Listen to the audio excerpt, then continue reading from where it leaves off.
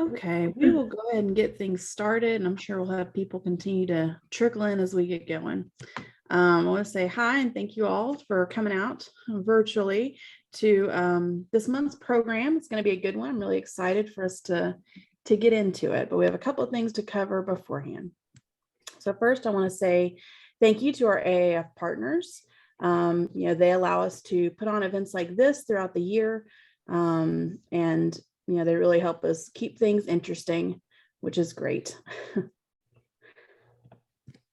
Next, I want to go over a few position openings that are in the area. At Tusculum University, they're looking for a graphic designer. At Eastman, we're looking for several people, an LSE graphic designer, digital marketing representative for web, digital marketing representative for SEO, and a digital service architect and a content manager. At Nexstar Media Group, they're looking for a digital sales manager.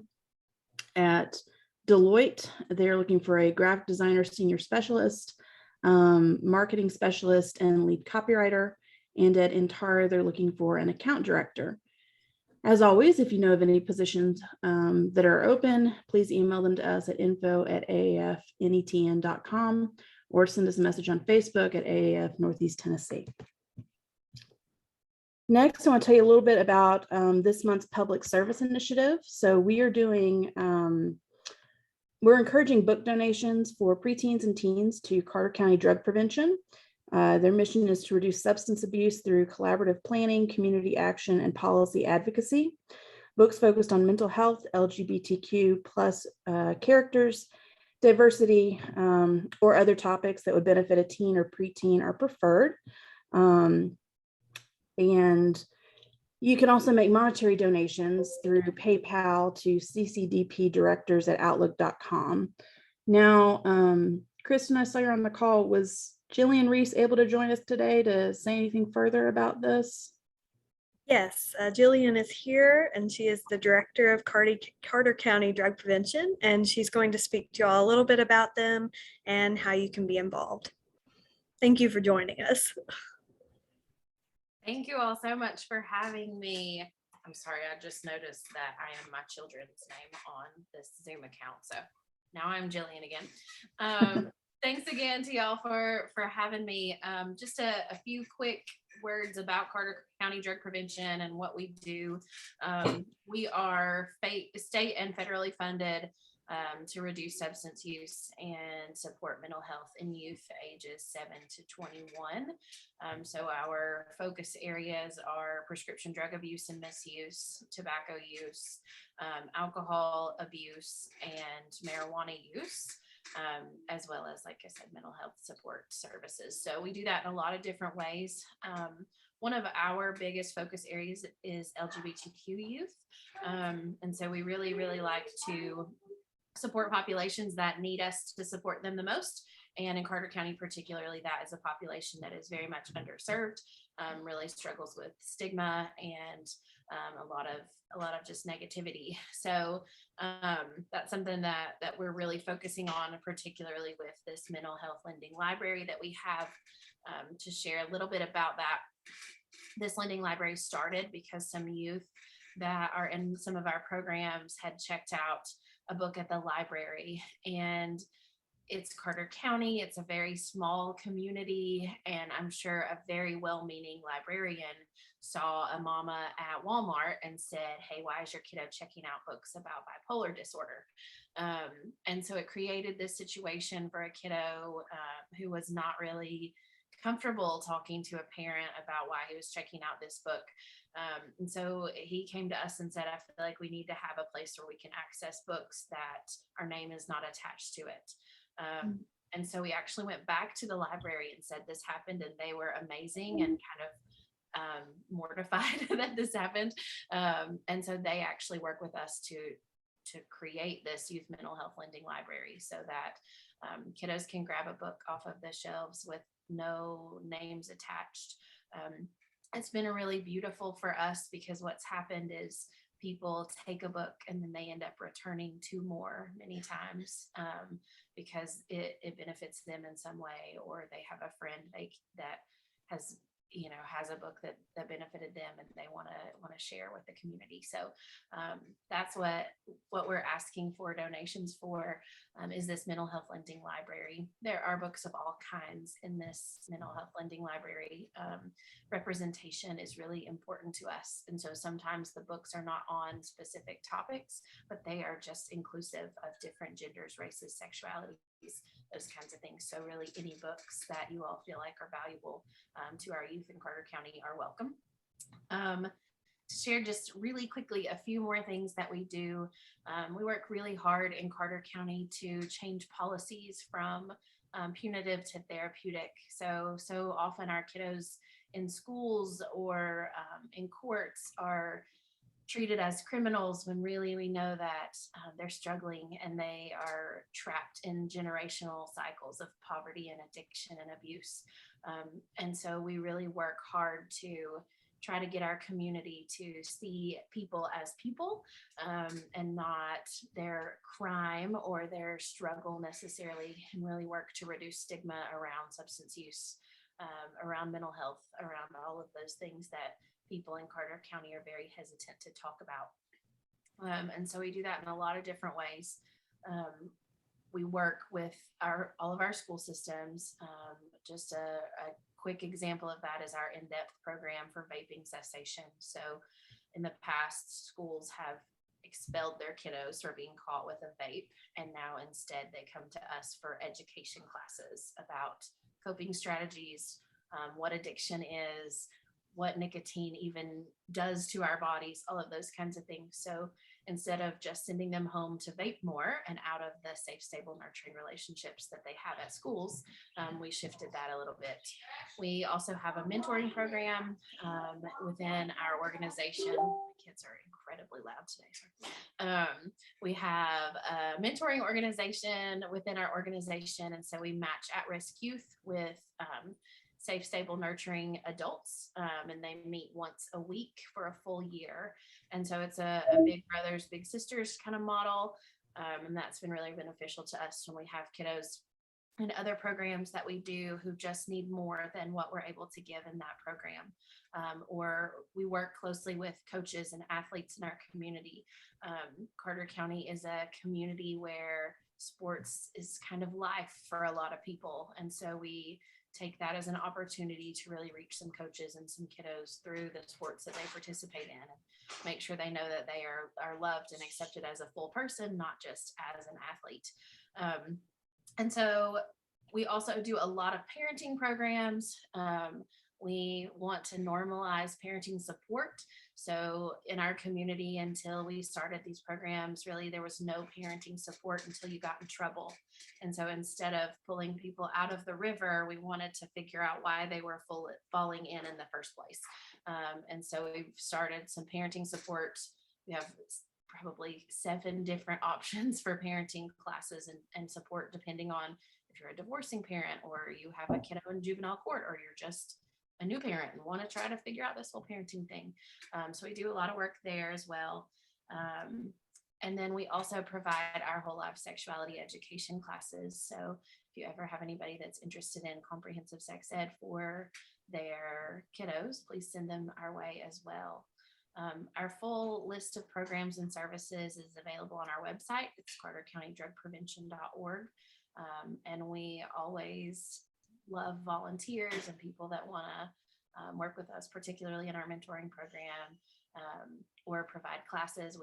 Our office is in the South Hills low-income housing community in Elizabethton, and so we are placed beautifully to really outreach to a lot of kiddos that come home after school to not great situations. So thank y'all for having me.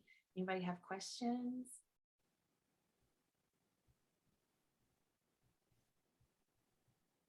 Thank you so much for sharing. It sounds like just a really incredible organization, and just something that is so critical to the community. And I love hearing about it. So thank you so much for sharing. Definitely, y'all, please donate books. If you don't have books, you don't have time to get books, you don't want to get out and get books, there's PayPal. Just please, consider supporting this awesome effort, because it sounds like it's really positioned to make a great impact in the community. And just to make a note on that, we will be posting this on our social media channels. So if you leave this meeting today and you kind of forget, what we talked about, you can revisit it on there. Excellent. Thank you so much, Jillian. All right, just one more thing to cover before we get into discussion with our panelists. Have a little bit of information to give you about this year's awards. Feel free to take a screenshot or a snippet of this this slide so you have those web addresses for later if you need them. Basically, as a reminder, the competition is open now. Entries are due no later than January 30th. And the process is fully digital again this year. So that means there will be no drop-off parties. You don't have to print and prepare stuff. It's a lot easier, and yeah, it'll be great. We've already secured an amazing panel of judges through this year's competition, and they're really excited to see the work in our region and select this year's winners. We have also introduced a new local only category for entries, which was established for those who may want to kind of stick their toes in the water and test it out, or maybe they don't have the biggest budgets to work with. We want to be inclusive to y'all as well. So these entries will be judged at the local level, but they will not be eligible to move on to the district level if they won a gold or a silver in this year's competition, just because there are guidelines set by national and district, and this is just local specific. But this category is open to all AAF Northeast Tennessee members and non-members, so it's a very inclusive opportunity. And although we do not have a finalized date for the award ceremony yet, we are targeting February 26th if you want to kind of pencil that in and block it on your calendars. At this year's event, you'll experience a true traditional American Advertising Awards Gala that will bring the glitz and glam, much like the Emmys or Grammys. We'll gather at the Heritage in Jonesboro, Tennessee to celebrate the incredible work created in 2021 by marketing and advertising professionals in the region. At this time, we're still accepting sponsorships at a variety of levels and in-kind donations for giveaways. So please feel free to share that around, keep that in mind. And otherwise, please keep your eyes on our social media for more details about the event as they become available. Now, let's get on to what we've all been waiting for. Our lovely panel of judges who are here to talk with us about the American Advertising Awards and winning those awards. So today we have with us these lovely folks who all have judging experience for this competition, and both from their experience judging and their variety of awards, they have some really good things to share with us about award-winning work. So if you all will, please go ahead, and I'll let you each take a moment to introduce yourselves, tell us a little bit about your experience, interesting work you've been involved with, what you do, where you work, any of that you care to cover. We can just kind of go down the order that's displayed here if you'd like. Sure, I guess that means I'm first. Hi, everybody. Brooke Anderson. So as it says there, I'm a creative director at Gray, our Midwest location, which is in Cincinnati. I did spend the majority of my career in Chicago, moved back to Cincinnati a couple years ago.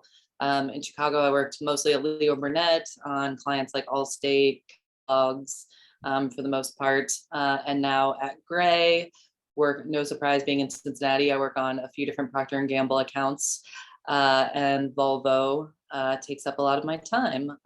Yeah, and when I was in Chicago, Greg Nobles, who I'm sure a lot of you know, was one of my partners. So have a little side. I'm just curious, I grew up in Chicago, so where in Chicago did you live? I kind of moved around all over this, but I was always in the city. My last condo was in Lakeview, like right in the Southport corridor area. Oh yeah, my sister and brother-in-law live around Central Madison. So okay, yeah, totally. I grew up Yeah, on I the love southwest Chicago. side. I grew up on the southwest side of the city. So okay, got it. Yeah, I was there for 18 years, so kind of still definitely felt like I was from there at some point. But yeah, I'm from Cincinnati originally, so I moved back a couple years ago. So that's me. Great. Hi, I'm Dan Goldgeier. I'm a senior copywriter, currently living in Seattle, and I freelance for a lot of brands directly and a few agencies as well. My experience has taken me all across the country. I started in Nashville, was my first job, and also lived in Dallas and Atlanta and Cleveland and Detroit for a little bit. And so I've been in a lot of different markets, and I've also judged a lot of Addy shows for the past, I think, 15 years in a lot of different markets around the country. So great to be with y'all. And I think I was a judge, I think it was last year in this competition. Hi, I'm Hannah Howard. I'm the Associate Creative Director at Creative Energy in Johnson City. So I guess I'm the local one here. I guess I've just recently become Associate Creative Director. I originally, or before that, I was Art Director. So I've been at Creative Energy now for almost 7 years. And before here, I was more graphic design. I lived in Nebraska, worked at University of Nebraska, that kind of thing. Since I've been here, and the accounts I work on now are mainly Texas Pete, hot sauce, and Green Mountain Gringo salsa, and then also some local accounts like Cured Fine Meats and Northeast Tennessee Tourism. And then this year I'm going to also be picking up Johnsonville. So working on that with the team. I guess I started judging Addies in like 2020. So I got to do one round of in-person judging before the big C or whatever you want to call it. And so then I judged online. So last year I did judging for 2 different markets, and then this year I'm doing 2 as well. So still kind of newer, but I've enjoyed it. So that's me. Hi, everyone. I'm Jen Hahn. I'm Chief Creative Officer at Articulation, and we're a new this year full-service advertising agency in Colorado. And in the past, I've worked all around Colorado in advertising agencies and at design shops too. I'm a former president of the Colorado Ag Club and also served a couple of years as committee chair for the Colorado AAF award show, known as the 50. And I've judged a whole bunch of district and regional awards for AAF around the nation for the last almost decade. Awesome. Thank you all for the introductions. I'm going to go ahead and stop sharing my screen so we can really focus on the folks talking. And we'll go ahead and jump in. If you all have questions that you want to ask our panel, you're welcome to just, speak them. If you want to put them in the chat, I'm happy to, read those out. Otherwise, the floor is open. And then we have a few questions lined up as well, if need be, or if we want to throw those out there too.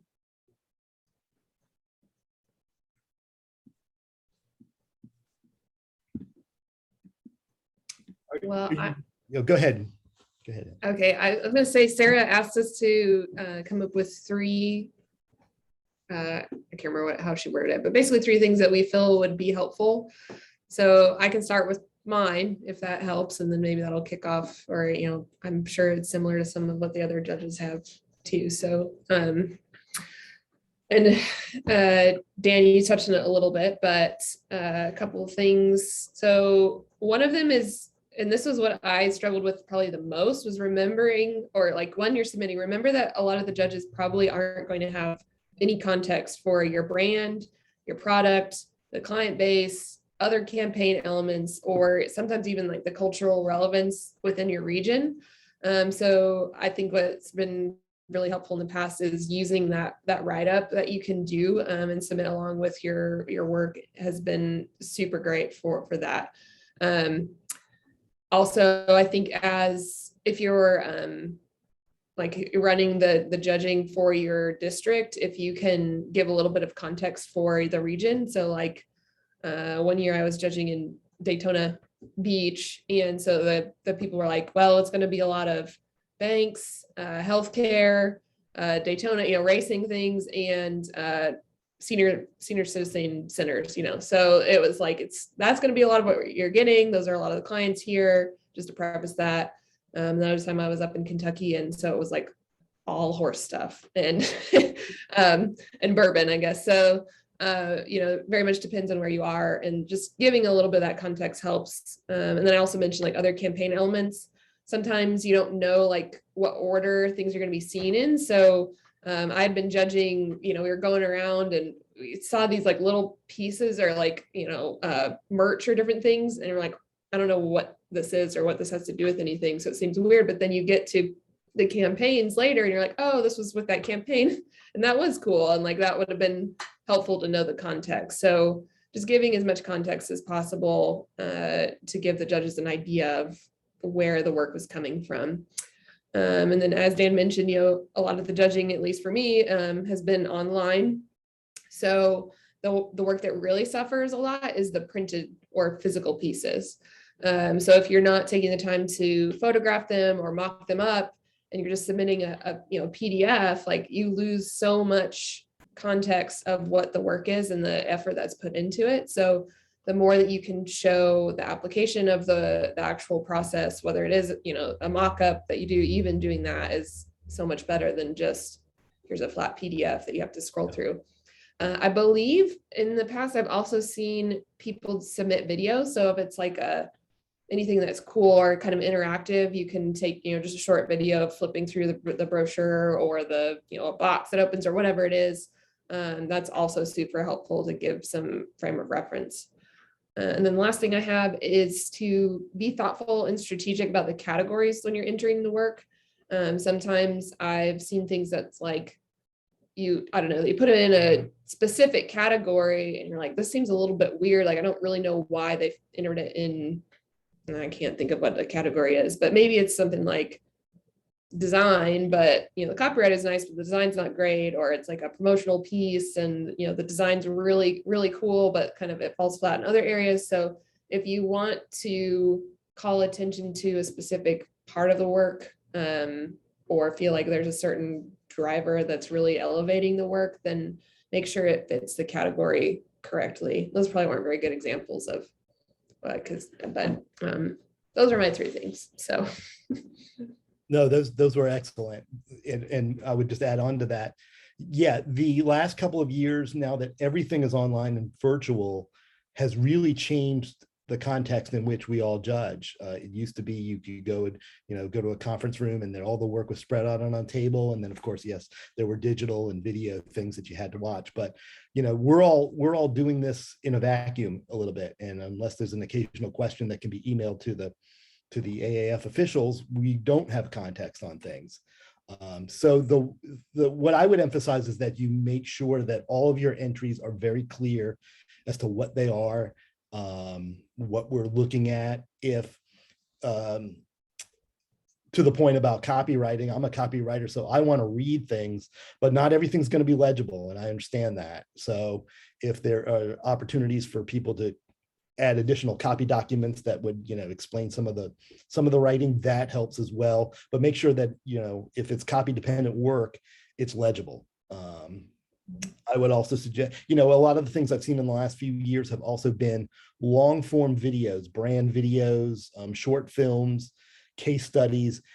I would just make sure that anything that's over 60 seconds is, has got something exciting out of the gate. Otherwise, it's going to be just kind of tedious to watch through. We see a lot of those things now, and I understand that, a lot of them are not necessarily TV commercials, but if you have something that's interesting to look at or something that's compelling in terms of language or concept, that helps. There's nothing worse than a video that's three or 4 minutes and it's just talking heads and goes nowhere. And to the point about categories, I would consider, if you are entering work that is not necessarily conceptual, not necessarily big ideas, but has some great production values, consider the other categories like the advertising for the arts categories, cinematography or music or special effects or things like that. Sometimes those are the best categories for your work, and those can help you win at a regional level as well. If you're competing with bigger ideas or bigger budgets, things like that, consider the categories that you wouldn't necessarily think of first in terms of a good place to put your entries. Yes, that was a much better way of explaining what I was trying to say. It's changed so radically. It used to be everybody was in a room together and every now and then you'd have side conversations about the work and maybe things that do need explanation, and you just don't have that anymore. And that's, makes it incumbent upon the people who are entering to make sure that your entries are clear and show well online. Dan, did you have further tips, or do you want me to share? Those are my big ones. Okay. Cool. I can share mine. So I can kind of bridge off what you were just talking about with case studies. I feel like I kind of focused on, maybe that's just where my mind is personally, because that's what I'm working on at the moment. So yeah, that's kind of where I focused my tips, is kind of those case studies or longer form videos. And I think the first thing to remember is judges, we're looking at like 100 entries, or sometimes at bigger award shows you're looking at hundreds of entries in a day, or sometimes multiple days, and it is a lot. And so I think it's really important. We see a lot of videos or case studies that are typically the same format, right? It's like, this was what was happening in the world, here's what we did. Like half the time it's, this is what was happening in the world, introducing project name, and then here are the results. And it's like, that is the structure. And there's a reason that that's the structure. It does work.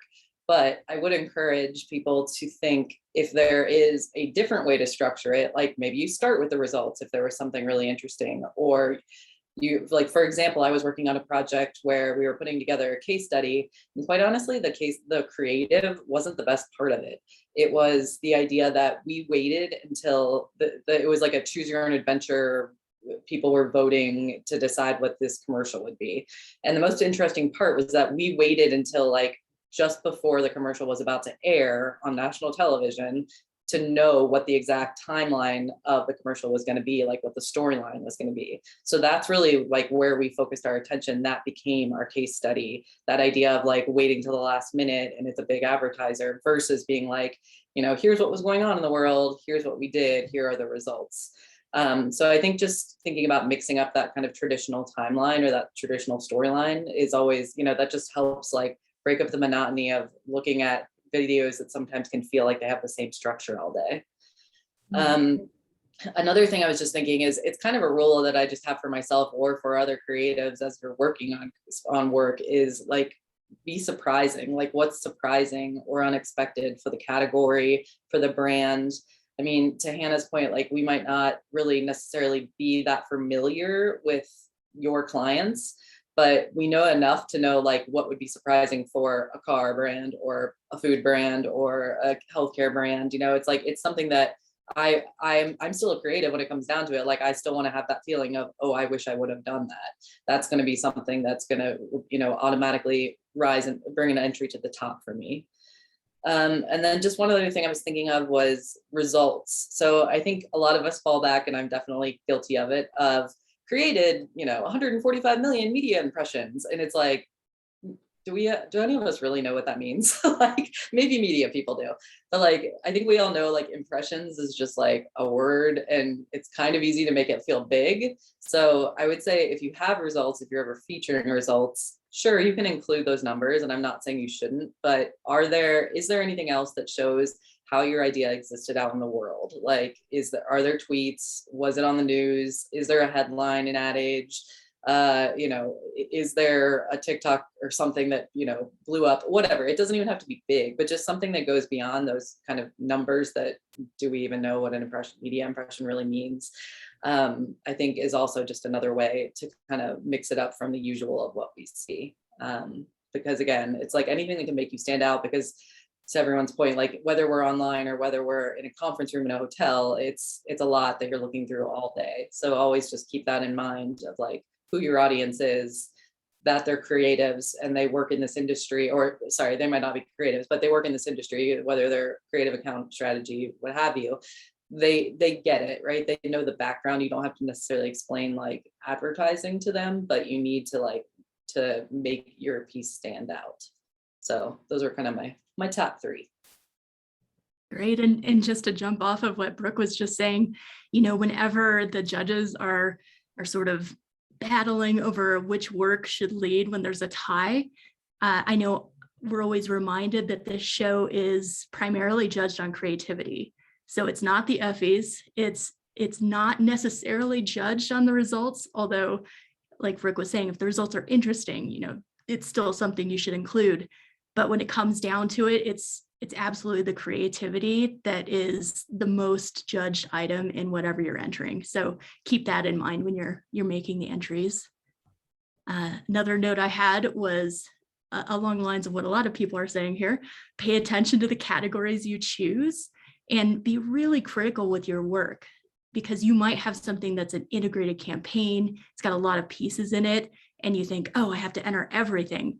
Well, take a look at it, because the set is only as good as your weakest piece. So it might make sense to pull out something from a set of things and even pull it out further, like the others were saying, where you just have it judged on art direction or copy or cinematography, depending on what it is, because you never know. I've seen integrated campaigns score really highly because they are a set and they're stronger together. But then I've seen some things not even score in a category where the one print ad that was pulled out did in another. So keep that in mind when you're doing the entries. And think about categories that are maybe less saturated. A lot of people might be entering in the social media category, but not as many people might be entering in the pre-roll category. And I've seen things place in pre-roll that didn't even get a spot in social media if there's a ton of entries in that category, because you're up against different things, and it really depends on the amount of things that get entered too. If you can, and you feel really strongly about a project or a piece of work, think about entering it in multiple categories, because it might have a chance in one and not in another, just based on the year.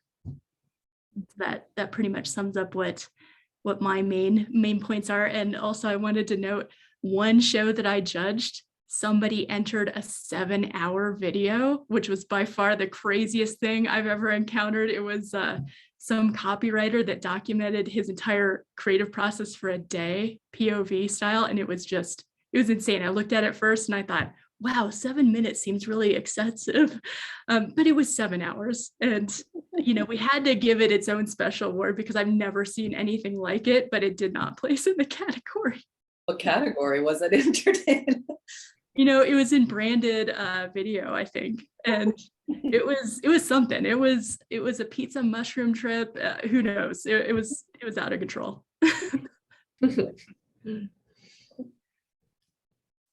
Sounds amazing. Oh, well, one question has already come in through the chat, so I'll go ahead and pose this to you all while other people kind of collect their thoughts. So someone was wondering if you all could provide your thought process on kind of what is the thought process you go through when you are judging a piece? Is there anything that you look for, when you're thinking about whether this meets a silver or a gold standard, whether it places at all? Are there any watch outs, like, ooh, yeah, if it does this, it's definitely not going to place at, like, in any way whatsoever? If you can just kind of walk us through your thought process. Sure, I can start, and obviously anyone chime in. I mean, I kind of touched on mine. I would say, I usually approach the table, or if it's on the screen, the category, and just kind of like do an overview at first, and don't really dive in, and just kind of see what pops out at me the most. So to the point of everyone, of like really thinking about how you're presenting the pieces is really important.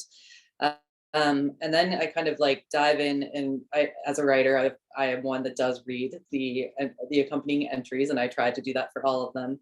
So then I try to, understand kind of what the brief was for this project. Is this meeting it really well? And then, as I said before, is it surprising? Is it unexpected? Is it something I haven't seen before for that category? Is it something that I'm jealous of? So I've kind of said my pieces, I guess. Is it something that I would take back to my team and be like, oh, look at this thing. This was really well done, or unexpected. And then I guess on top of that, just if there's any results associated, and how impressive those are. But really, I think a lot of what we need to trust as people in advertising is always our gut. And I think you just kind of get a gut feeling of what is the best piece in a category a lot of the time. Mm-hmm. Yeah, which I would know is agree not with that. specific answer. It is really, I found it very helpful to do the overview, like you said, and just kind of getting a gauge for, what kind of work we're going to be looking at. And then usually things do jump out. And so those are the ones that are displayed. It's very easy to comprehend what's going on. There's no, like, I think Dan was saying, or maybe Brooke too, of, all the copy that you need to read, you can read. It's not like in a weird mock-up at an angle and you're like trying to strain to read the headline on this print ad because there was no, so yeah, I think just making it very easy to digest what kind of things jump out. And then if there is a lot of close calls between, or like, both these are really good conceptually, everything's working really well together, then you kind of get down into the nitty-gritty of like, which is using the best design, or like who's got better typography here, and who's like really carried all the details all the way to the end of everything. And I would say even somewhat in who took the time to present it better. I do think elevate some of those, last, final decision making for me anyway. Mhm.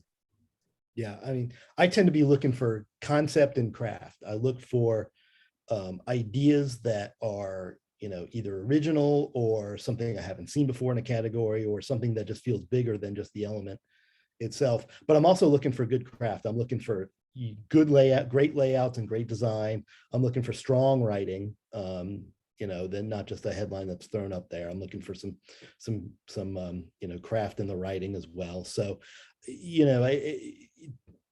it's hard, I don't necessarily look at all the work in the category before I start diving in, but usually pretty quickly you can tell that somebody's put a lot of good effort into the design and the copy, and just thinking of the piece as an overall whole. And that's what I tend to look for. Yeah, and I think especially in each region, you start to see where the bar is, where the really excellent work is, and where the okay work is. And it's really different for each region, and it's different with the type of work that's presented too. And you don't have to have national work to do good work. I'm always impressed when somebody took a really random brand or a random project and did something extremely just surprising or interesting with it. Some of the best work I've seen is from a local shop that you would have never heard of that did a brand that nobody's heard of. So I think no matter what is in front of you as a project, how can you do something that's never been done in that category, and how can you do it really with a lot of craft and smart writing or funny writing that really elevates the whole category altogether. Excellent, thank you. We've had another question come in through the chat. Someone is looking to know what kind of advice you all might have for students, or student work and submissions that may differ from advice you would give professionals submitting. And just really any kind of insight in general that would be encouraging to students for the competition. I'm not sure that there's a lot of difference between what I would want to see out of a student and what I see out of professionals. But I've seen some great student work on local levels. I see some just amazing video and some really wonderful design, and I just go for it. Try some different different looks, different feels, different concepts. If you're working on advertising concepts, and I don't see those as much as I used to, but if you're working on advertising concept, try to do something that's just completely out there, where there are no rules, and it's fun. I saw some amazing in the last couple of years of the shows I've judged, great student videos and great design work. So I just go for it. See, enter a bunch of things and see what happens.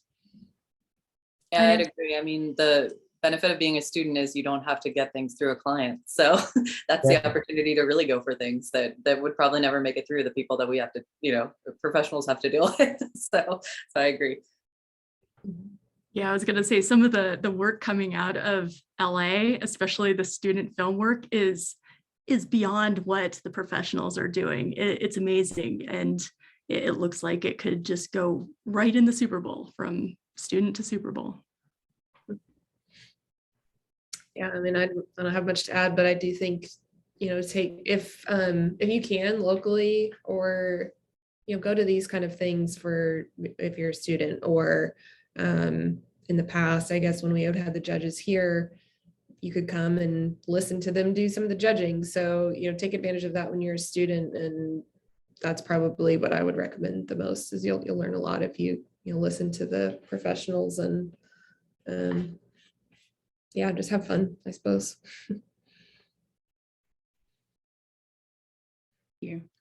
I don't see anything else coming through the chat yet. Does anybody have anything that they want to ask? If not, I've got a couple of things over on my list too to cover.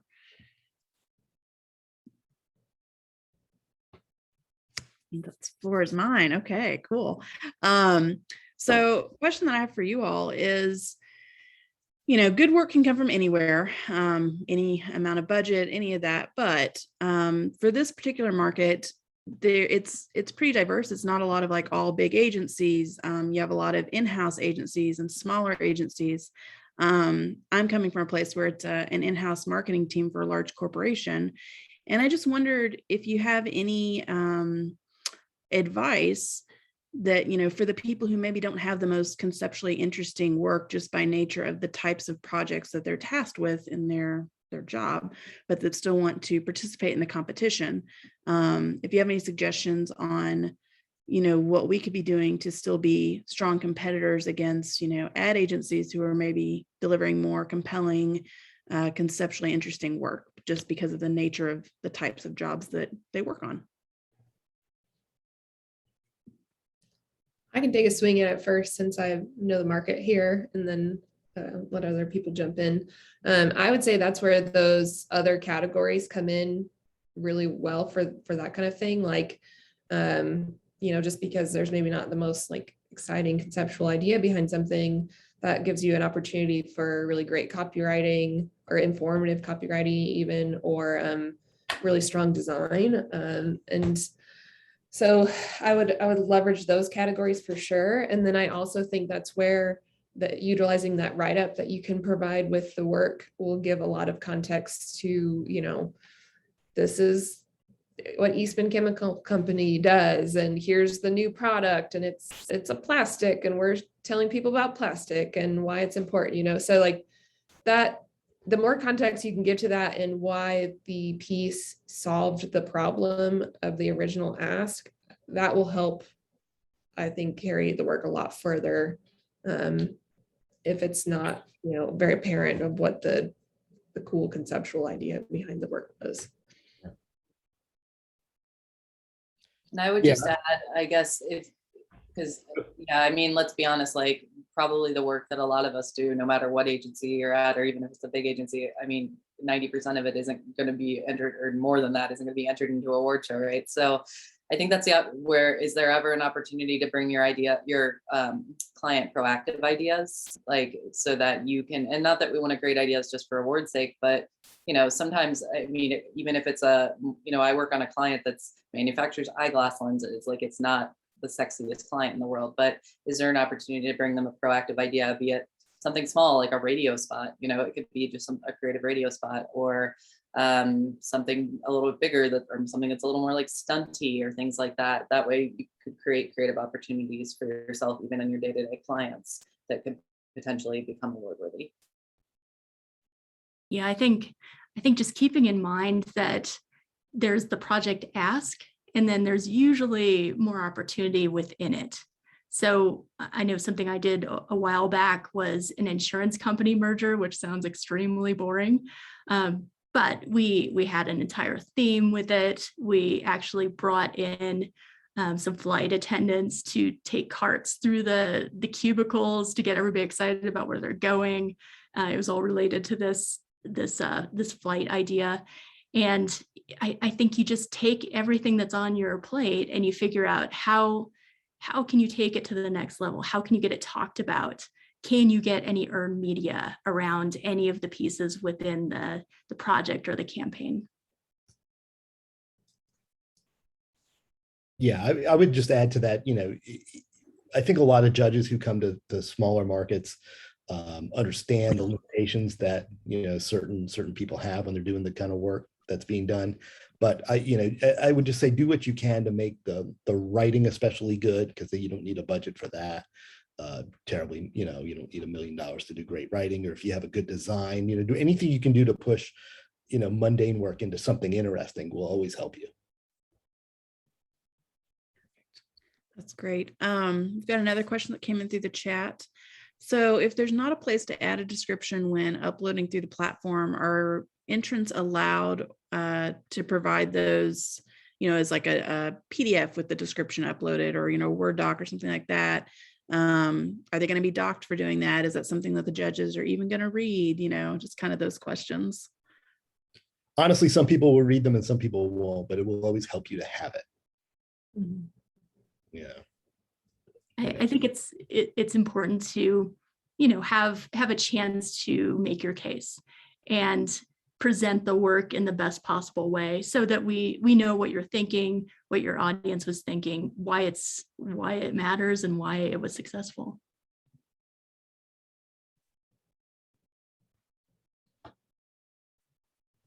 So, there are only so many awards that can be given out.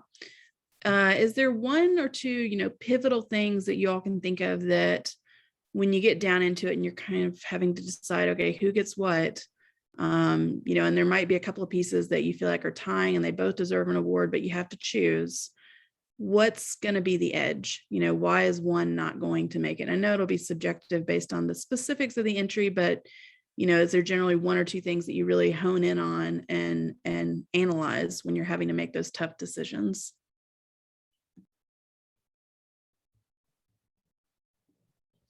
I don't necessarily think I think every case is kind of different. When it's a tiebreaker, you're looking for something that, that really resonates with you, that you feel, something that's just so wonderful that you just can't help but smile because it's provocative or it's funny or it's touching or something. I don't know that there's really anything that I could say gives you an edge when there's a tie or anything like that. I mean, I'm just kind of piggybacking on this, but would you say it's more like the details? I mean, the craft, like getting into kerning, getting into the writing's got to be amazing.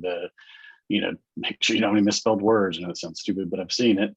But just all those things that anything you can look for. I mean, if you got two things that are both, we'll say they're perfect, and then you got to decide who gets what. I would say those kind of things, get into the minutia of, the crafty part. There's always, let me just add one thing about that when you're judging is that if there are two excellent things, there will always be a place for both of those, whether they're Judges' Choice Awards or some sort of special awards. I think judges sometimes have a little bit of leeway to give great work whatever recognition it is they deserve, whether it's Best in Show in one category and a special award in another category. If an embarrassment of riches is a great thing to have if you've got that in your show.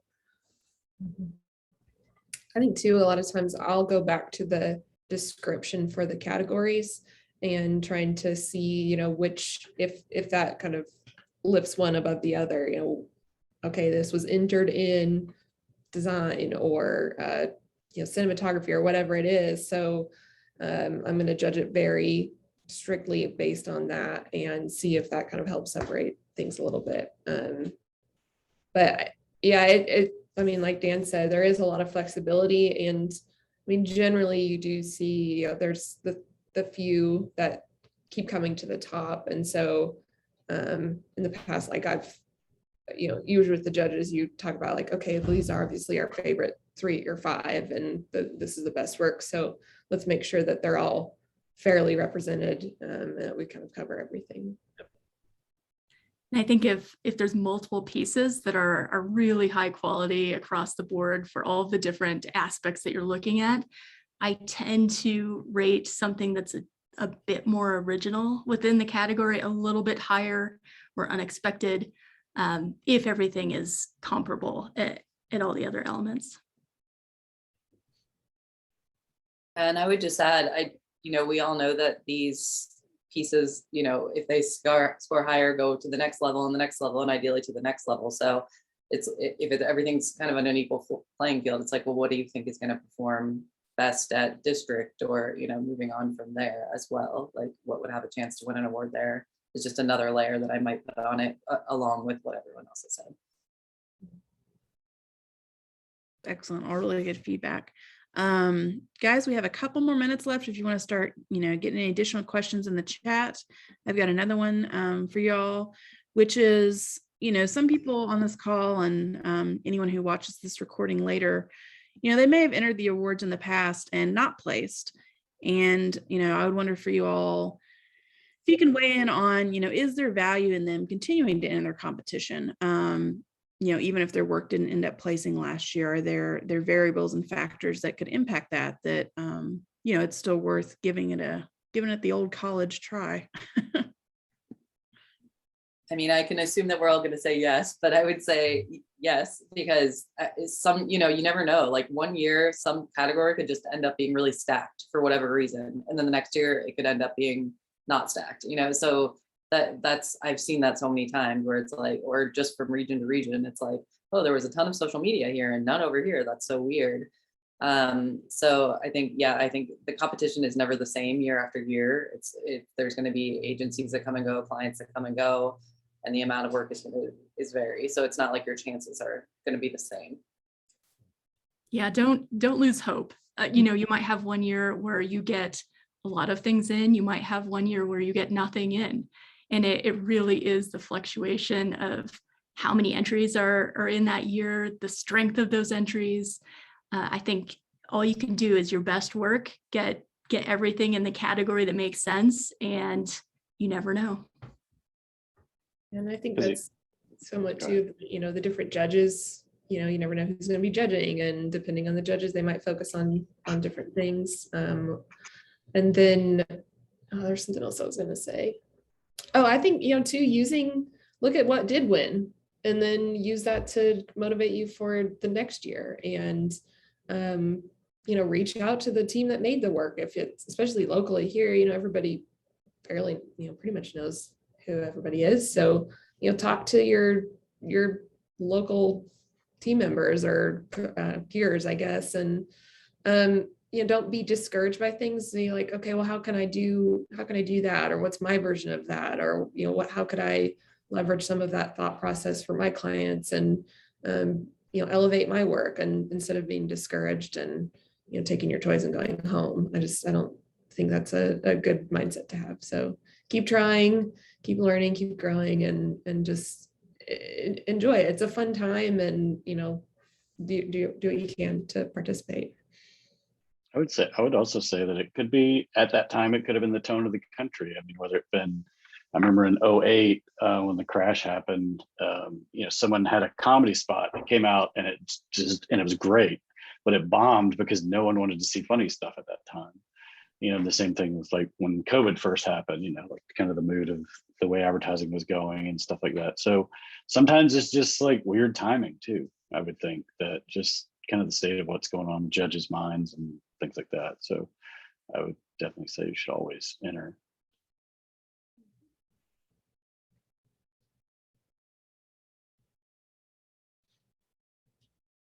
Well, that was great insight. We are just about at time. We have probably a little less than a minute left. If anybody has a question and they want to throw it out there, by all means, go ahead.